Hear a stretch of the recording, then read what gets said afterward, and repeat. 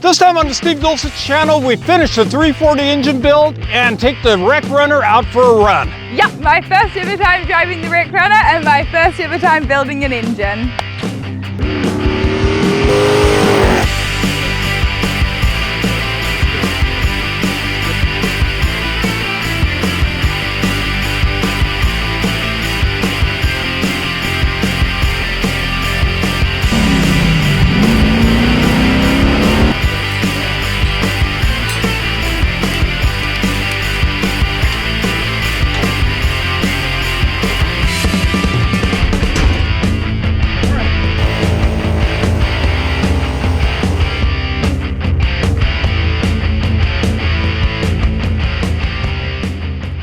So we have all the parts. I hope we have all the parts, but I think we have most of what's necessary to build the engine. So it's all laid out. Everything's clean. Everything's complete.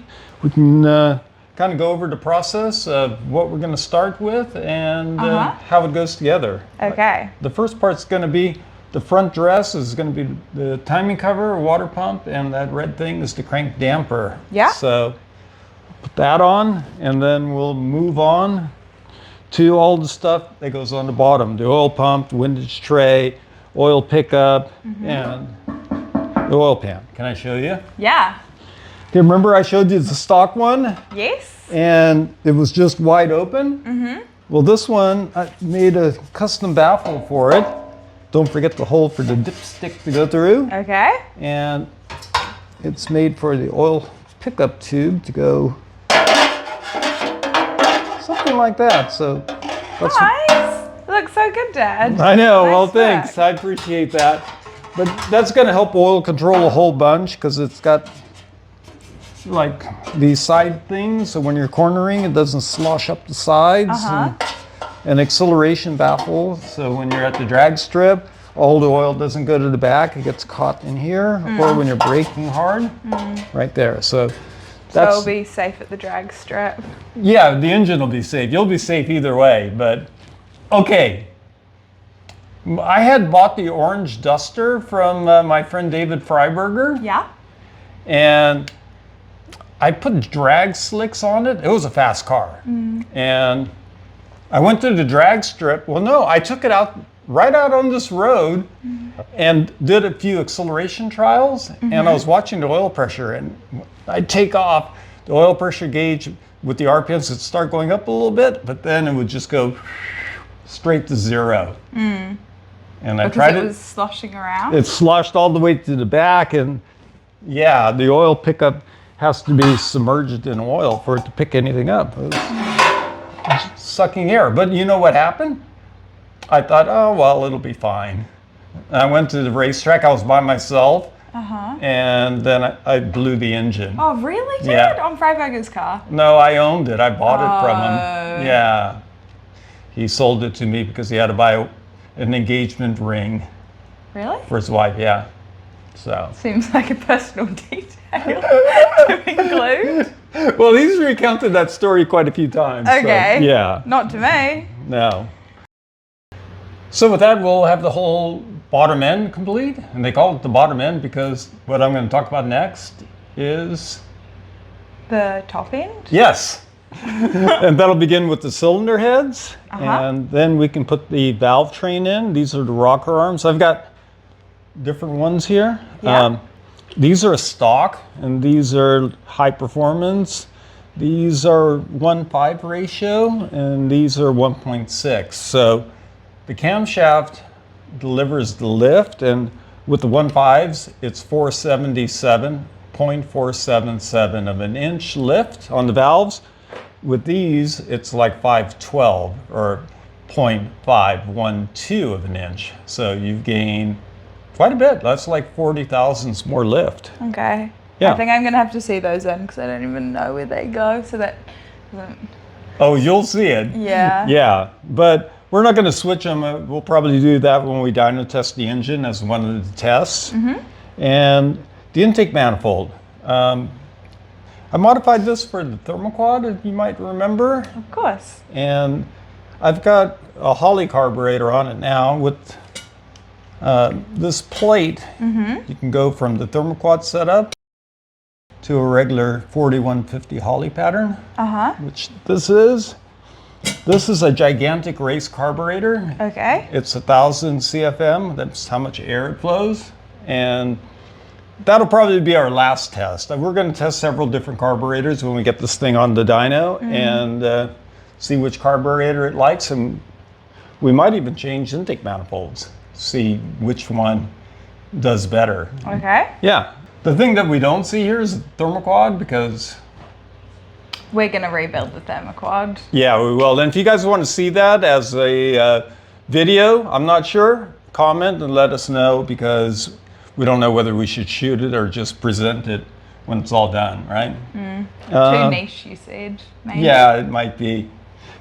The other thing I wanted to point out is it looks like a fortune in parts, but the thing is, a lot of this stuff is used and reconditioned and stuff that I've had for a long time. These rocker arms I used for dozens of different engines and dyno tests and magazine articles, and when I was editor of Engine Masters, I really like these. They're super good and durable. They were made by a company called Probe, which has been out of business as far as making rocker arms for at least 15 years, I would say. The stock ones, of course, are like almost 50 years old. The intake manifold, we first modified it for an Engine Masters article. So a lot of stuff is just reconditioned. All this front dress, this water pump was on another engine. The timing cover has been on several engines. I sandblasted that stuff, and all the parts, including the brand new cylinder heads, are painted. Yeah, painted really nicely. Yeah, they're clear. They're shot with aluminum paint and then clear coated. So it lasts longer and looks nicer for longer. Right, because even though it looks nice to begin with now, it'll age not very well. Well, you get the new aluminum parts and people can't wait to bolt them on because they look super cool, but what happens within a year, it's pretty ugly. You know, it's corrosion and staining, and the porosity will like absorb dirt, and you can't clean it.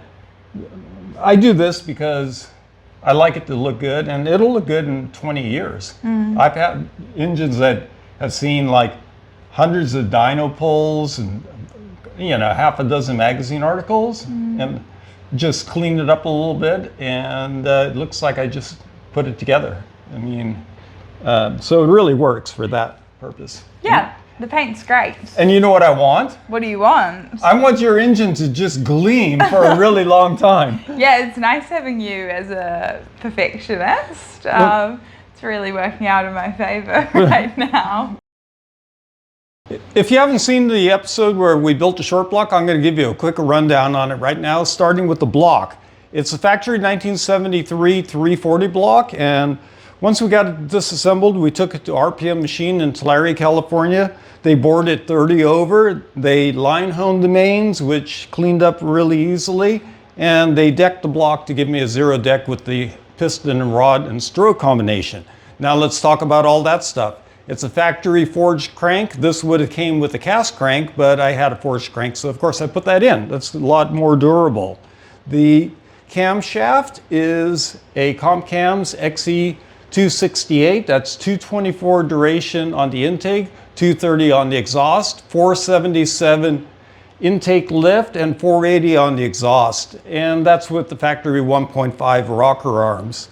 The pistons are from Autotech. They're 4032 alloy. That's a really good choice for a street application because the higher silicone gives it a lot more durability and longevity. So that's why I chose those. The rods are scat I-beams, and they are 6.123 in length, and they're bushed for a floating pin.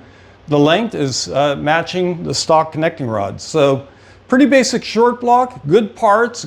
Those rods I've got a lot of faith in. I've run them at really high RPM in other applications, not these exact same ones. And the pistons is forged piston. That's going to give us a lot of protection too from engine failure. So overall, I think we've got a good engine for the RPM range it's going to be used at, which is probably going to be limited to around 6,500 RPM. There you go. the short block. Check out the video if you haven't seen it. There's a lot more tech detail in the actual build video.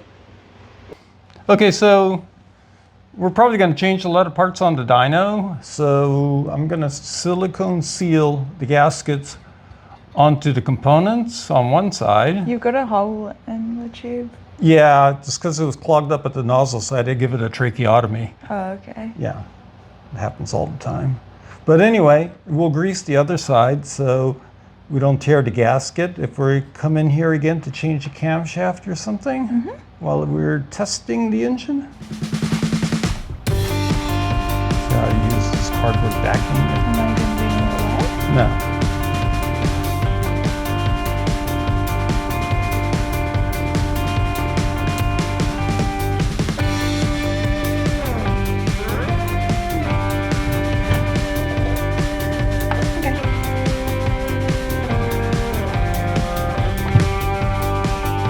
Was painting a 56 F100 Ford pickup.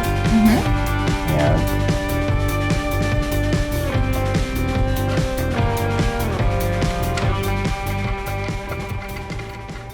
so you might be tempted to just ramrod all these bolts, but don't do that. You want to put the damper in because there's quite a bit of float on the bolt holes, and the seal right here has to be perfectly centered on the damper hub here. And so you want to install the damper with the cover just loose, and then once it's in, it'll centralize the seal, and then you can tighten all the bolts. One of the things you want to do on the damper is put some kind of sealant on it before you push it onto the crankshaft, and the reason is you can get a little bit of oil seepage. I like using a non-hardening urethane sealant like Hylamar or some of the knockoffs that have come out since that patent has run out decades ago. Just the little details make a difference. You know, you don't want a leaker. And I've already lubed the seal, so this is ready to go on. There we go. And you don't want to put the damper on with a hammer because you'll damage it. This is an aftermarket damper from Professional Products.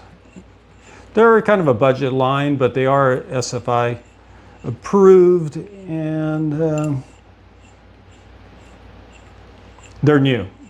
You put on an old damper and you're going to have problems. You'll have a broken crank often because they're not going to do their job of dampening the crankshaft vibrations. You'll get a harmonic, and as that thing rocks back and forth, they'll usually break right behind the first number 1 and number 2 rod journals. Okay.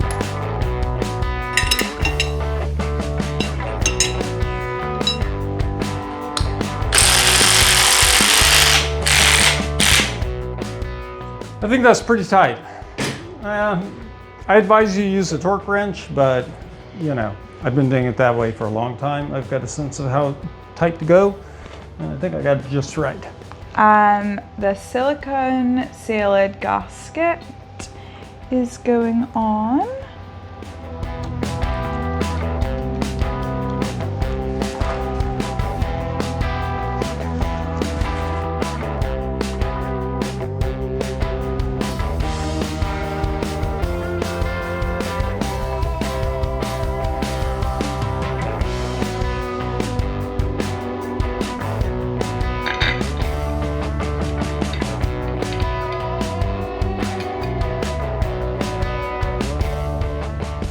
I was halfway through tightening the bolts and then we realised we forgot to put on the oil slinger. So I think the plan is to keep it all assembled, but when we're doing the dyno testing, we're probably going to change to a larger cam for testing, and so we'll put it in then. Mistakes, but such is life.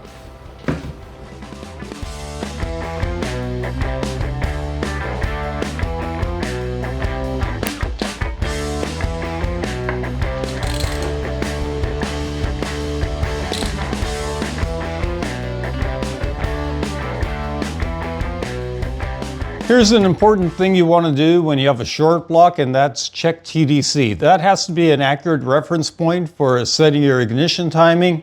So I put a deck bridge across here on the number 1 cylinder. You want to set it right at top dead center, which is the 0 mark right there. And the timing mark on the damper is directly in line with the 0 mark on the timing tab. One more thing, while I'm just seated right here at the front of the engine, you might recall I forgot to put the oil slinger in, and I took the saw off, put the oil slinger in, because I just couldn't live with myself. But it only took about 10 minutes, so definitely worthwhile. And that's where the grease gaskets really helped. That came off super clean, super easy, and made the swap piece of cake. So the pickup is now attached to the pump. So we can bolt it on. This is a high volume pump rather than just a standard one. And then you want to make sure that this is square in the recess when you tighten the bolts, because otherwise you're going to crack the pump, which would not be good.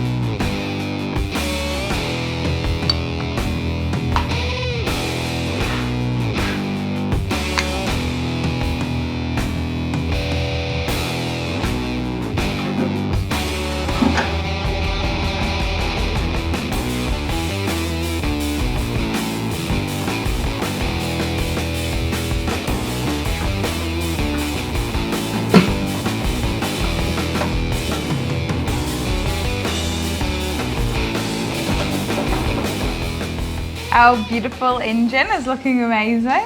Okay, yeah, I know, that's the bottom end done, and it looks good.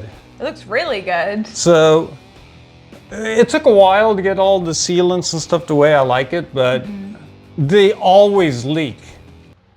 They leak from the factory, they leak from the rebuilders, they leak everywhere, but I mean, I make it so it doesn't leak, and it takes a while, and the other thing you don't want to do is, a lot of people are scared of leaks, so they'll just dump like a crazy amount of silicone sealer. And then when they put the pan on, it all squishes, and then it goes inside the crankcase of the engine.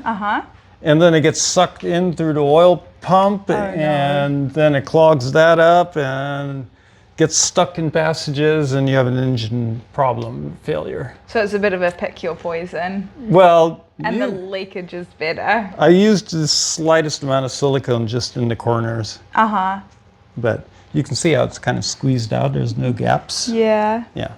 So let's turn it over, and then we'll move on to the top end, and this thing will be done. Emily's going to be putting the cylinder heads on the block, and I'm going to be telling you a little bit about the heads. First, they're from Airflow Research, or AFR, and it's a brand new product. As a matter of fact, I don't think they have been independently dyno tested, which we're going to be doing in a future episode, but I can still give you the whole rundown. The valve size is 202/1600, and that's pretty typical of a high-performance small block. The valve spring diameter is a lot smaller than what you might be used to seeing on a Mopar. It's 1/290 or so, and that's small diameter, but it's highly reactive. It's a dual spring assembly. It has really good high RPM capabilities, so that's an excellent spring package. As a matter of fact, they use the same thing on some small blocks Chevy heads, and I think LS heads as well. Speaking of LS heads, these have 8mm valve stem diameter. Now that's way, way smaller and lighter than a 3/8 you'd find on a stock Mopar head. That helps you on high RPM capabilities tremendously. The intake runner is 175 cc's. That's not really huge, but this is a street head. It's not a race head, make no mistake about that. So we have 175 cc on the intake runner. The chamber volume is 62 cc, makes it easy to get fairly high compression, which is good. You don't want all that clearance volume, which is bad. So that describes what we have here. We're going to put them on, and in a future episode, we're going to have this engine on the dyno. We're going to do a lot of part swapping, and we're going to see what these things can actually do for power. Going in next are going to be the lifters. These are comp hydraulic lifters, and they're the standard lifters. They have a couple of different variations, but the standards are basically all you need, and they're critical because a few things have to happen. The lifter can't scuff on the cam. It has to be able to rotate in the lifter bore. If it doesn't, you're going to wipe a lobe out, and that happens quite a bit. So what I do is I use Molly lube on the foot of the lifter, and I don't get any on the side. So I'm kind of careful the way that's applied, because the Molly lube is kind of sticky, and then it could actually make it stick in the bore. And then I'll just use plain old good old motor oil and put that on the sides. Put it in the bore, and I'll work it up and down a few times, making sure it feels smooth. That feels great.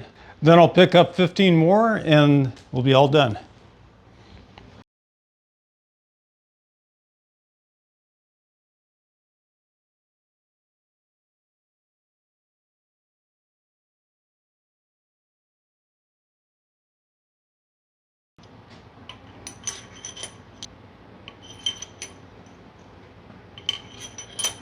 Rocker arms? Yep. Here's my trick. Because they want to be upside down. So you just drape them over the spring like that. And bring the bolts in. And then flip them? Oh. Yeah, they flip like by themselves. Nice. Ready, set, go. Nice. A lot of people think these need to be tight on the shaft, and if they have side to side or up and down play, they're worn out, but that's not true because it's only the bottom that they ride on, like a sled.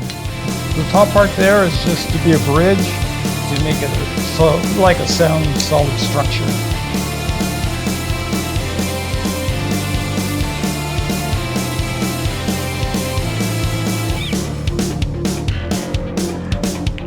I feel like I've already learned so much, and it's so funny because I think back to when we started this and I hardly knew like literally anything, and everyone would comment like, Emily, I remember my first engine build and stuff like that. Like you put one together and you learn so much, and it rings so true. Obviously I'm not close to knowing everything yet, but yeah, it's really cool to see all the mechanics as it comes together, and then you can slowly start to deduce just how everything works as you watch things like push and pull, and kind of figure it out from there.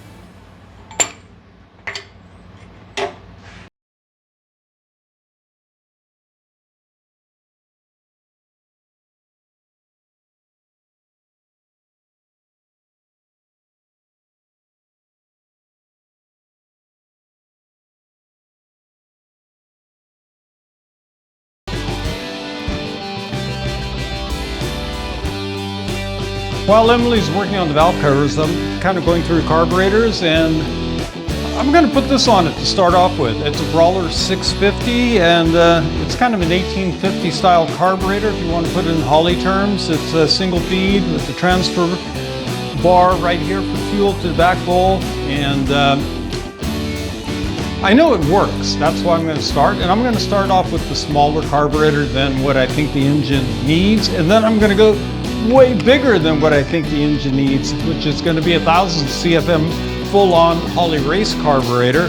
And I'm going to run the thermoquad, probably a 750, which is probably about appropriate for this size engine and the horsepower range that I'm expecting.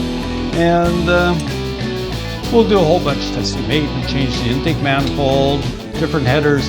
There's just all kinds of stuff I can do when I have the thing up on my dyno.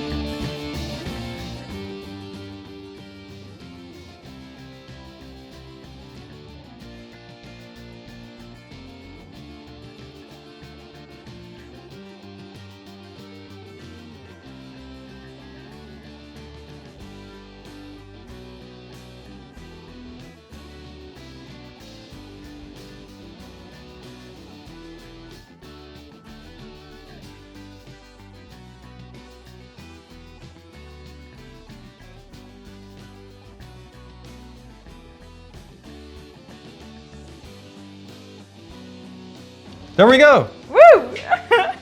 Isn't she a beauty? Yeah, it looks really good. Yeah.